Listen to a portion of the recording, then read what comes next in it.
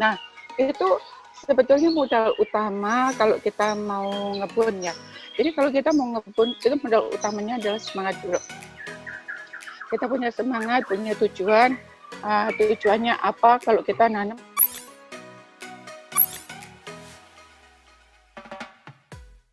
Bunda, boleh izin kembali dicoba di view face-nya? Biar kita enak. Nanti saya sambil cerita. Siap. Ini kalau dari sini kelihatan banget hijau, tebal banget. Itu tanamannya tadi basil Thailand. Kenapa basil Thailand saya biarkan di situ supaya menurunkan tingkat panas di rooftop. Terus yang ini tadi, nih, ini yang karena nggak ada matahari langsung, itu saya tanaminnya ada kunyit, ada honje, ada temu kunci.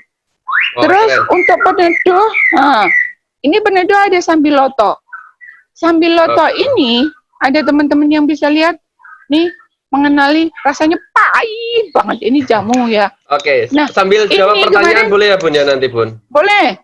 Ya, ini saya coba bacakan ya. Dari Mbak Rizka Amalia nih, Bun, saya pernah menanam jeruk limau. Nah ini Mbak Rizka suka berkebun juga nih, tanamannya banyak. Beliau pernah nanam jeruk limau, awal-awal tumbuh lebat, berbuah nggak berhenti, tapi tiba-tiba kering dan layu. Kira-kira kenapa itu Bun? Jadi tiba-tiba layu aja gitu. Nah itu biasanya ada kemungkinan kena jamur di bawah. Biasanya akarnya langsung mengering, itu kena jamur. Tapi kalau kena virus juga bisa.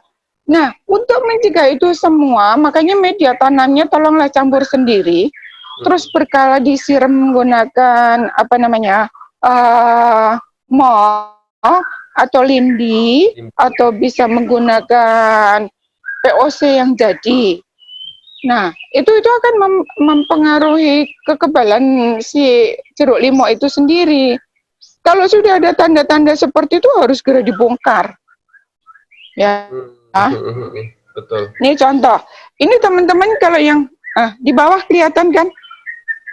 Itu saya menggunakan ada pot yang digantung. Ini kalau misal sudah benar-benar ini saya tanaminnya anggrek. Kalau teman-teman nggak bisa nggak punya tempat lagi, di pagar bisa digantungin dengan itu yang ada merah itu tanaman keladi, kelihatan nggak? Itu adalah planter bag dengan sistem kantong sepatu. Wah, nah, itu bisa ditanamin seperti itu.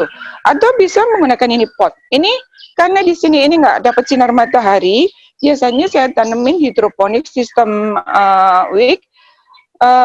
Di saat matahari ada posisi di selatan. Tapi ini karena bongkar-bongkar akhirnya saya tanemin Hoya ini bunganya cantik banget. Oke, baik. Terima kasih Bun. Kita lanjut pertanyaan selanjutnya nih. Ya. Bunda Ida, apakah pot bisa diganti dengan plastik? Potnya diganti dengan plastik. Nah, saya belum plastik tahu. Apa plastik maksudnya? Nah, apakah kantong plastik ya? Atau mungkin kalau kantong plastik juga bingung juga nih nanti seperti apa tuh tempatnya? Ngegantung di mana nanti? Ini ya? mungkin teman-teman berpikirnya untuk reuse, sama recycle. Ya, betul. Nah, kalau menurut saya, kalau mau reuse, recycle, kasih ke pemulung. Langsung masuk ke pabrik. Dia nggak ada pakai dicuci. Ya, diolah. Tapi kalau kita yang menggunakan, kita gunakan nih, kita tanam, sekali panen, setelah itu kelihatan ecek-ebreng. Ngerti nggak bahasa ecek-ebreng? Jelek banget. Kan nggak mau dipakai lagi ya nggak? Terus kemudian dibongkar, itu dibuang, diambil nggak sama pemulung? Enggak. Karena si pemulung punya effort lagi dengan harus mencucinya. Itu nggak akan recycle. Nah, saran saya kalau bisa menggunakan pot itu bisa 3-4 tahun. 5 tahun. Ini pot yang saya gunakan sudah jalan 5 tahun semua. Gitu. Keren. Terus mau awet lagi pakai yang keramik, yang tanah. Oke. Nah, siap. Nih. Berarti... ini tadi yang saya bilang tadi. Ini. Ada yang tahu? Bunga teleng. Nah, ini begitu ada tanaman ini, rooftop di sini jadi adem. Oke. Nah, Bun, berarti kesimpulannya adalah kalau usahakan menggunakan, kalau mau merecycle plastik, silahkan langsung ke pemulung gitu ya, lebih bermanfaat gitu ya. Kalau bisa gunakan yang pot ataupun pot dari keramik ya, karena lebih awet gitu ya. Nah, lanjut pertanyaan selanjutnya, Bun, dari Mbak Irma S. Handayani. Bun, saya Irma S. Handayani dari Kota Tasikmalaya. Saya ingin nanam tanaman yang merambat tapi ada bunganya yang warna pink. Ini. Di depan. Minta info tanaman bunga apa dan cari bibitnya di mana, juga cara nanamnya bagaimana, dan supaya nggak ada uletnya bagaimana pemeliharaannya. Wah, ini panjang banget. Beli nanti lama-lama kalau sudah ya, ini benihnya, ini benihnya. Ikutin IG-nya ya, nanti bisa banyak bertanya di sana. Ini Mbak siapa tadi? Mbak Irma S. Handayani dari Mbak Irma, ini namanya bunga air mata pengantin. Wah, iya, mungkin yang dicari. Ini ada yang pink, ada yang putih. Nah, ini kenapa saya tanam di sini? Karena saya kalau harus menghijaukan trail ini sampai sana, itu luar biasa kalau saya harus nanam pakai pot. Maka saya keliling cari ide, akhirnya ini. Begitu nanam, saya lihat banyak kupu-kupu, banyak lebah, terus akhirnya saya piara lebah trigona. Wah, itu untuk cari bibitnya mudah nggak, Bun? Untuk tanaman ini bibitnya mudah. Di tukang-tukang tanaman banyak dia nanam. Nanti kalau misal mau nanam nih benihnya. Ini benihnya, ini kayak gini coklat. Ini bisa ditanam. Saya kadang-kadang suka share. Coba aja nanti di DM ya. Kalau pas ada ya tak kirimin ke gratis. Siap. Ini saya tunjukin. Nah, sekalian ini, Bun, biar tidak ada uletnya, bagaimana itu memeliharanya? Ya, Mbak salah. Saya pecinta kupu-kupu. Saya punya teman-teman komunitas kupu-kupu Nusantara. Jadi saya punya tanaman yang pasti akan banyak ulat gitu.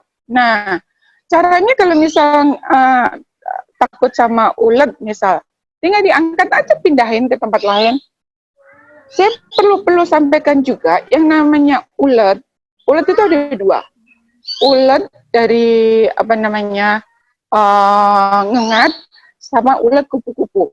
Kalau ulat kupu-kupu tidak ada yang gatal. Dan ulat kupu-kupu inangnya cuma satu. Dia tidak akan menyerang tanaman. Tapi kalau dia masuk ngengat, itu kadang-kadang ada yang jadi hama. Nah, kalau seperti itu biasanya ada yang berbulu-bulu yang banyak ya. Nah, itu kalau udah seperti itu, Mbak ambil aja manual, pindahin aja ke tempat lain. Kalau memang nggak mau ya, kalau memang itu gatal ya, dihabisin ya sudah, nggak apa-apa, aku terima deh. Tapi kalau ulat kupu-kupu, banyak kupu-kupu yang langka, akhirnya datang juga di rumah saya. Iya, itu sampai saya nanam inangnya, iya, gitu. Oke, Bunda. Siap. Nah, ini ada lagi Mbak Wiwin nih. Jadi pertanyaannya padahal sebenarnya udah dilihatin semua kebunnya Bunda nih. Bun, jamaah di rumah pengen lihat kebun nih.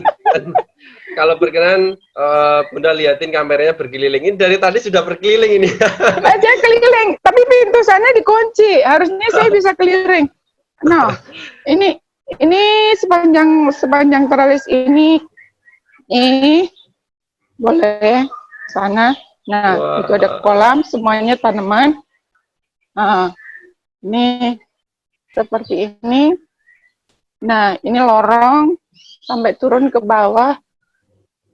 Isinya ini tanaman, termasuk saya nanam cincau juga di sebelah sana. Itu ada anggrek, di depan ada rambutan. Rambutan ini besar sekali, kalau berbuah satu komplek kebagian. Nah, Oke. gitu. Lanjut Bunda, ini ada lagi nih dari Cak Rawi nih. Secara ekonomis, nanam kangkung di pot baiknya berapa banyak? Soalnya di kampung gitu ya, tanahnya tidak cocok untuk sayuran. Cocoknya untuk buat tanaman keras. Kalau nanam Tanaman kangkung, keras. Daerahnya di mana, Cak Rawi? Rawi di mana itu? Ciamis.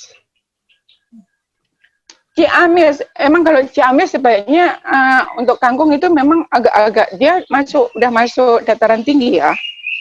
Ciamis, dataran tinggi itu kangkung bayam itu nggak bagus. Tapi coba deh menggunakannya potnya jangan yang kecil, potnya yang agak gede atau bisa menggunakan planter. Planter itu kenapa saya nggak menyarankan untuk polybag? Polybag itu kalau udah digunakan 1-2 kali udah jelek. Tapi kalau planter itu tahan 5 tahun. Planter bag itu bahannya lebih bagus. Gitu. Oke. Nah, itu bisa jadi satu planter ukuran 18 liter kalau kita nanamnya benar bisa deh dapat 3 ikat. Berarti 3/4 kilo ya. Ya, betul. Karena 1 kilo kangkung itu akan jadi 4 ikat. Saya suka bingung kalau mau menanam tanaman di pot atau tanah, apakah memakai pupuk kandang atau urea? Loh, ini urea ini berarti kan kimia, betul Bunda ya? Nah, gini.